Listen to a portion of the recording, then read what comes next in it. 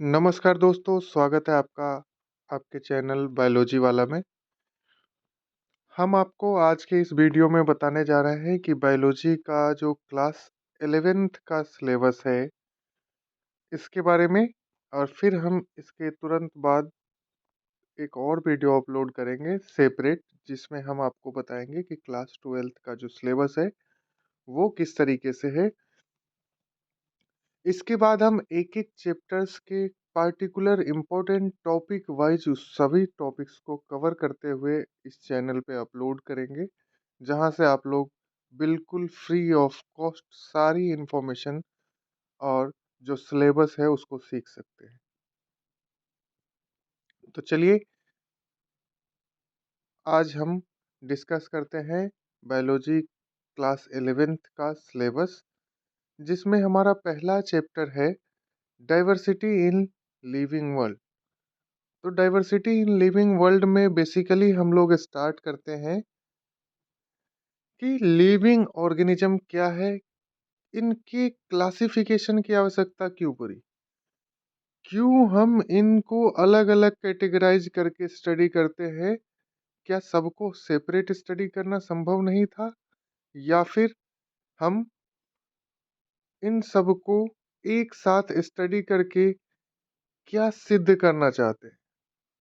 तो इन सभी की एक बात को ध्यान में रखते हुए हमने पहले 2 किंगडम, फिर 3 किंगडम, फिर 5 किंगडम क्लासिफिकेशन को जनरेट किया, स्टार्ट किया।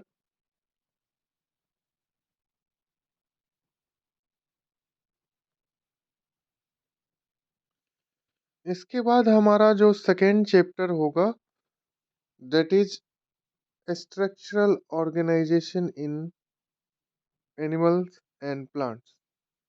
तो जिसमें हम बेसिक मॉर्फोलॉजी, मॉडिफिकेशंस उनके बारे में पढ़ेंगे, और हम एनिमल को भी पढ़ेंगे और प्लांट्स के बारे में भी हम पढ़ेंगे कि किस तरीके से एक एनिमल के स्ट्रक्चरल ऑर्गेनल्स का डेवलपमेंट होता है, उनके अंदर टिश्यू टिश्यू फॉर्मेशन, और उस तरीके से वो आगे उसकी पूरी स्ट्रक्चर तैयार होती है, और उसी तरीके से हम प्लांट्स में भी देखेंगे।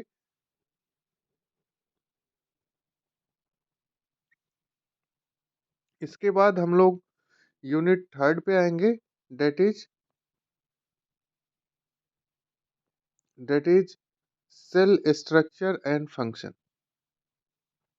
इसमें हम सेल का, जो एनिमल और प्लांट सेल है, दोनों को हम पढ़ेंगे, और दोनों के अंदर जितने भी ऑर्गेनल्स है, सेल ऑर्गेनल्स है, उन सभी को इन डिटेल एनालाइज करेंगे और उनको समझने की कोशिश करेंगे। एक एक जो ऑर्गेनल्स है उनके फंक्शंस क्या है, उनके स्ट्रक्चर्स को देखेंगे, और बारीकी से आपको स्ट्रक्चर के साथ उसको समझाया जाएगा। स्ट्रक्चर और फंक्शंस को एक साथ लेकर के चलेंगे, और उन सभी को जो हम डे टू डे लाइफ में अप्रोच कर रहे हैं उसके साथ को रिलेट करने की कोशिश करेंगे।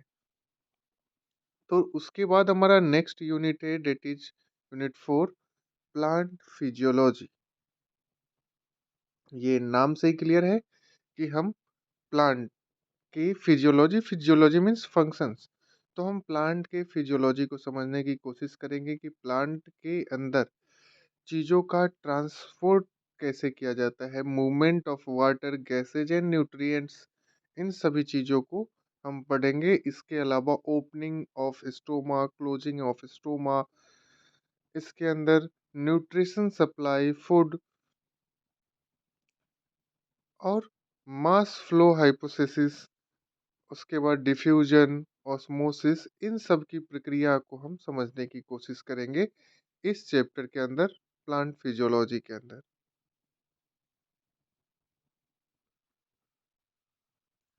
इसके बाद हम लोग इसमें C3 C4 पाथवे देखेंगे, फोटोसिंथेसिस देखेंगे, रेस्पिरेशन इन प्लांट्स, और उसका ग्रोथ एंड डेवलपमेंट को देखेंगे।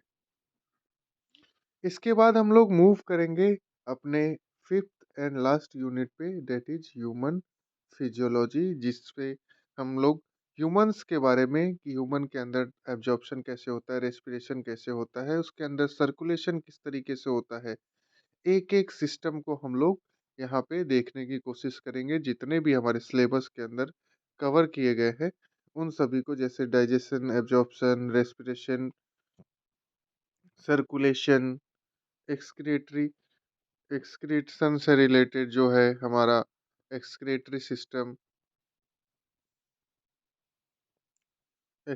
सिस्टम, लोकोमोशन एंड मूवमेंट, जिसमें हम लोग बोन्स के बारे में, स्केलेटन सिस्टम और मसल्स के बारे में भी देखेंगे, न्यूरल कोऑर्डिनेशन किस तरीके से होगा, केमिकल कोऑर्डिनेशन और उसका रेगुलेशन हमारे बॉडी में किस तरीके से होगा, इन सभी चीज़ों को हम लोग देखेंगे। और कुछ जो इम्पोर्टेंट डिजीजेज है, जो ह्यूमन फिजियोलॉजी से रिलेटेड है, हम उन डिजीजेज को भी ब्रीफली कवर करने की कोशिश करेंगे अपने अलग अलग वीडियोज के माध्यम से, इस चैनल के माध्यम से। तो जिन्होंने भी अभी तक इस चैनल को, बायोलॉजी वाला चैनल को एक आप लोगों ने सब्सक्राइब नहीं किया है, वो सब्सक्राइब कर ले, ताकि आपको वीडियो का नोटिफिकेशन सबसे पहले मिलता रहे, समय से आपको वीडियो का नोटिफिकेशन मिल जाए और आप कुछ भी मिस ना करें।